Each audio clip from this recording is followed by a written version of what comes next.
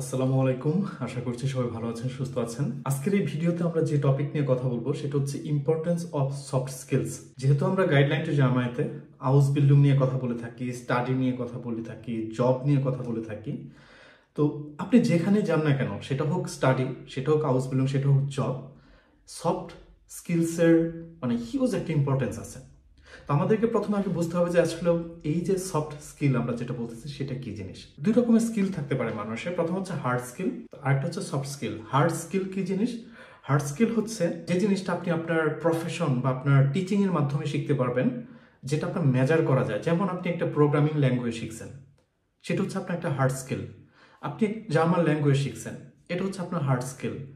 আপনি সে বেকারিতে কাজ করেন, আপনি বেক করা শিখছেন, এটা হচ্ছে আপনার hard skill. But soft skill হচ্ছে যেটা আসলে ইন্টারপার্সোনাল। আপনি অ্যাজ এ পার্সন, আপনি অন্য একজন মানুষের সাথে কিভাবে নিজেকে প্রেজেন্ট করেন, কিভাবে অন্য মানুষদের সাথে আপনি ইন্টারেক্ট করেন, সেই জিনিসটা হচ্ছে আপনার সফট স্কিল। সেটা হচ্ছে ইন্টারপার্সোনাল, আপনার ব্যক্তিগত। আপনি যখন একটা প্রফেশনে যাবেন তখন আপনি দেখবেন যে সফট স্কিলসের হিউজ একটা ইম্পর্টেন্স আছে। আমি যদি আরেকটু খোলাসা করে বলি, তাহলে আপনারা যারা জার্মানিতে হাউস বিল্ডিং খুঁজতেছেন বা খুঁজেন, যারা হাউস বিল্ডিং এর বিজ্ঞাপনগুলো দেখেন, সেখানে দেখবেন অলওয়েজ কিছু সফট স্কিলসের কথা বলা হয়। যেমন কি, আপনাকে কমিউনিকেশনে খুবই ভালো হইতে হবে, আপনাকে টিম ওয়ার্ক খুবই ভালো হইতে হবে, আপনাকে প্রবলেম সলভিং হইতে হবে, ঠিক আছে, আপনাকে অ্যাডাপ্টেবল হইতে হবে। এই জিনিসগুলো হচ্ছে অ্যাকচুয়ালি সফট স্কিল। তো আমরা এই ভিডিওতে আরেকটু ডিটেলস আলোচনা করার চেষ্টা করবো যে আসলে সফট স্কিলস কেন ইম্পর্ট্যান্ট এবং কি কি সফট স্কিল মানুষের থাকা খুবই জরুরি। প্রথম যে জিনিসটা আমি আসলে বলেছি সেটা হচ্ছে কমিউনিকেশন। আপনি আপনার সামনের মানুষটার সাথে কিভাবে ইন্টারেক্ট করেন, কিভাবে কমিউনিকেট করেন, সেটা খুবই ইম্পর্ট্যান্ট। আমি যদি একটা এক্সাম্পল দিয়ে বলি, ধরেন আপনি একটা রেস্টুরেন্টে একটা হাউস বিল্ডিং করতেছেন। এখন আপনার বস আপনাকে একটা নতুন একটা রেসিপি এক্সপ্লেন করতেছে। সে যদি সহজ ভাষায় সুন্দরভাবে আপনাকে সেই জিনিসটা এক্সপ্লেন করতে না পারে, তাহলে কিন্তু আপনি সেই রেসিপিটা বুঝবেন না। অন্যদিকে ধরেন আপনি একটা রেস্টুরেন্টে একটা কাস্টমার আসছে, আপনি তাকে সার্ভিস দিচ্ছেন। এখন আপনি যদি তার সাথে যে সুন্দর মতো কথা বলতে না পারেন, সে কি খেতে চায় বা কি ধরনের সার্ভিস চাচ্ছে আপনার কাছ থেকে, সেই কমিউনিকেশনটা যদি আপনি সুন্দর মতো করতে না পারেন, তাহলে এটা কিন্তু আপনার প্রফেশনে হিউজ একটা ডিসক্রেডিট। স্পেশালি যখন আপনি এই ধরনের একটা সার্ভিসে কাজ করবেন যেখানে মানুষের সাথে ডিল করতে হবে।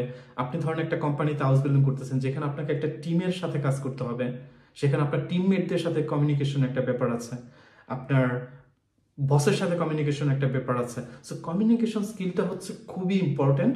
এই কমিউনিকেশন স্কিল যাদের খুবই ভালো, তারা প্রফেশনে খুবই ভালো করে, এবং যাদের কমিউনিকেশন স্কিল খারাপ, তাদের কিন্তু প্রফেশনে অনেক স্ট্রাগল করতে হয়। সো আমি বলবো এটা খুবই ইম্পর্টেন্ট একটা সফট স্কিলস।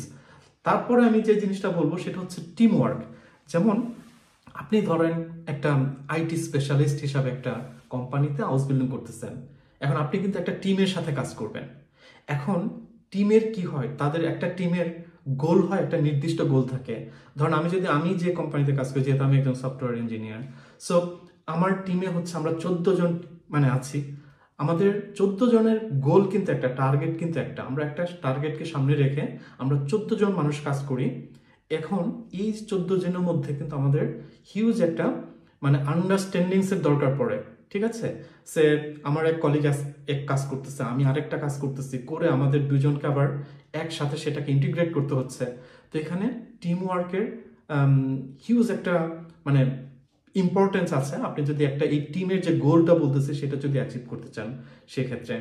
তো এখানে দেখা যাচ্ছে যে আপনি, আমি কোনো কাজ পারতেছি না, আমার একটু ডিফিকাল্টিস ফেস করতেছি, আমি আমার কলিগকে জিজ্ঞেস করি, আমার কলিগ আমাকে হেল্প করে, এগুলো কিন্তু টিম ওয়ার্কের মধ্যে পড়ে, ঠিক আছে। সো আপনি যখন একটা প্রফেশনে আসবেন, একটা, সেটা হোক হাউস বিল্ডিং, সেটা হোক আপনার একটা জব, আপনার কিন্তু ইভেন আপনি যদি ইউনিভার্সিটিতে পড়াশোনা করেন, আপনার অনেক ধরনের প্রজেক্ট করতে হবে যেটা কিন্তু টিমে করতে হয়। সো সেখানেও কিন্তু আপনাকে টিম ওয়ার্কের যে স্কিল সেটা আপনাকে শো করতে হবে। So team work one of the most important soft skill একজন মানুষের, ঠিক আছে, যেটা আপনার থাকতে হবে। তারপর 3 নাম্বার যেটা আমি বলতে পারি সেটা হচ্ছে অ্যাডাপ্টেবিলিটি। অ্যাডাপ্টেবিলিটি কি জিনিস? ধরেন আপনি প্রফেশন, আপনার কাজের সময় বিভিন্ন রকমের নতুন নতুন ঘটনার সাথে আপনি পরিচিত হবেন, এবং সেই যে নতুন ঘটনাগুলো ঘটবে বা প্রবলেম বলতে পারেন, সেগুলোর সাথে নিজেকে মানিয়ে নেওয়া, এই স্কিল কিন্তু আপনার থাকতে হবে। ঠিক আছে, আমি যদি মানে আরেকটু অন্যভাবে বলার চেষ্টা করি, আপনি বাংলাদেশ থেকে জার্মানিতে আসবেন হাউস-বিল্ডিং করার জন্য। এখন বাংলাদেশের পরিবেশ কালচার একরকম, জার্মানির কালচার হচ্ছে আরেক রকম। আপনি যখন বাংলাদেশ থেকে জার্মানিতে আসবেন, তখন কিন্তু আপনাকে এই যে জার্মান কালচার যেটা, সেই কালচারের সাথে আপনাকে কিন্তু খাপ খাওয়াইয়া চলতে হবে। বাংলাদেশের ওয়েদার একরকম, জার্মানির ওয়েদার আরেক রকম।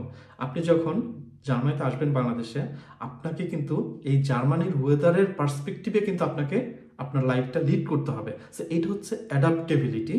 যখন আপনার লাইফে নতুন কিছু আসবে, সেটার সাথে নিজেকে অ্যাডাপ্ট করে নেওয়া, সেটার সাথে নিজেকে একাত্ম করে নেওয়া, এটা কিন্তু অনেক বড় একটা সফট স্কিল, যেটা আপনার প্রফেশনাল লেভেলে খুবই লাগবে।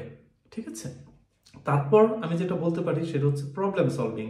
আমি যদি আমাকে দিয়ে বলি যে দেখেন, আমি যে ধরনের কাজ করি, আমি সফটওয়্যার ডেভেলপ করি, সেখানে আমি একটা সফটওয়্যার একটা ফিচার ডেভেলপ করছি, প্রবলেম হতে পারে, তো তখন আপনাকে কিন্তু সেই প্রবলেমটা সলভ করার মেন্টালিটি থাকতে হবে। ঠিক আছে, সেই প্রবলেমটা আপনাকে সলভ করতে হবে। সো সেই প্রবলেমটা আপনাকে অ্যানালাইজ করতে হবে, তারপর সেই প্রবলেম আপনি কিভাবে সলভ করবেন সেটা পরিকল্পনা করতে হবে, আপনাকে সেই প্রবলেমটা সলভ করতে হবে। আপনি যে পরিকল্পনা করেছেন সেটা কিন্তু ইমপ্লিমেন্ট করতে হবে আপনার প্রোগ্রামিং এর মাধ্যমে, তাই না? সেখানে আপনাকে প্রবলেম সলভিং এর যে সফট স্কিল, সেটা অবশ্যই আপনার ভেতরে থাকতে হবে। তারপরে যেটা হচ্ছে টাইম ম্যানেজমেন্ট। দেখেন, স্পেশালি আমি হাউস-বিল্ডিং নিয়ে বলি, আমাদের বাংলাদেশের এডুকেশন সিস্টেম আর জার্মানির যে house-building system is totally different, কোনো মিল নাই।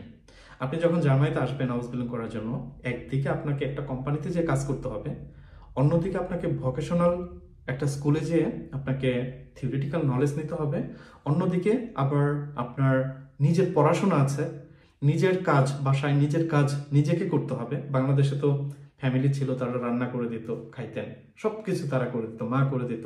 বাট এখানে নিজের কাজ নিজেকে এখানে ওয়ার্ক লাইফ ব্যালেন্সের একটা হিউজ একটা ব্যাপার চলে আসে। ঠিক আছে, আপনি যদি আপনার ওয়ার্ক লাইফ ব্যালেন্সটা খুব সুন্দর মতো মেনটেন করতে না পারেন, তাহলে কিন্তু আপনি এখানে অনেক স্ট্রাগল করবেন, যেটার একটা ইম্প্যাক্ট পড়বে অ্যাকচুয়ালি আপনার প্রফেশনাল লাইফে। সো টাইম ম্যানেজমেন্ট খুবই ইম্পর্টেন্ট, স্পেশালি জার্মানির মতো জায়গায় যেখানে সময়কে খুবই গুরুত্ব দেওয়া হয়। ঠিক আছে, তো এরকম আরো অনেক সফট স্কিল আছে, আমি জাস্ট মাত্র 5টা মেনশন করলাম।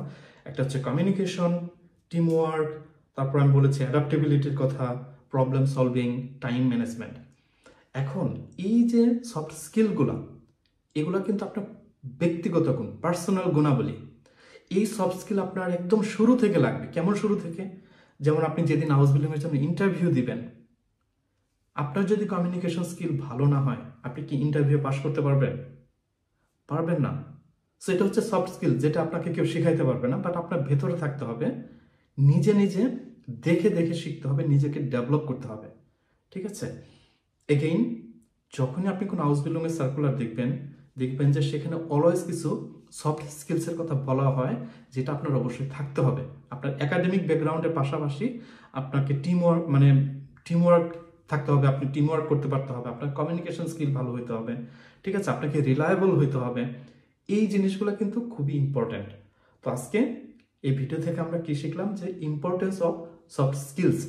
আমরা আমাদের যে কালচার থেকে আমরা আসছি বাংলাদেশ, সেখানে আমরা এই সফট স্কিলস নিয়ে অতটা কথা বলি না, বাট আপনি যখন জার্মানির পার্সপেক্টিভে চিন্তা করবেন, ইটস সো ইম্পর্টেন্ট। আপনারা যারাই ভিডিও দেখছেন, আমি বলবো যে আমার কাছ থেকে জাস্ট ছোট্ট একটা আইডিয়া নিলেন, একটা শব্দ সফট স্কিলস, আপনি এটা গুগলে সার্চ করবেন সফট স্কিলস কি, কিভাবে নিজেকে এই সফট স্কিলসে নিজের সফট স্কিল ডেভেলপ করা যায়, এগুলো আপনারা গুগল থেকে দেখবেন, ইউটিউবে প্রচুর ভিডিও পাবেন। এবং এগেইন আপনার এই প্রফেশনাল লেভেলে এই সফট স্কিল খুবই ইম্পর্টেন্ট, এবং সেটা হোক হাউস-বিল্ডিং, সেটা হোক আপনার একটা জব। তো এটা আপনারা যারা হাউস-বিল্ডিং করতে আসবেন, আপনাদের জন্য আরো ভালো যে আপনারা একদম শুরু থেকেই একটা কোম্পানিতে বসে কাজ করবেন, যেখানে আপনাদের এই সফট স্কিলগুলো শেখারও সুযোগ থাকবে, এবং শো অবশ্যই করতে হবে। ঠিক আছে, পরের ভিডিওতে কথা বলবো আবার। ভালো থাকবেন সবাই, টিল দেন, আল্লাহ হাফেজ।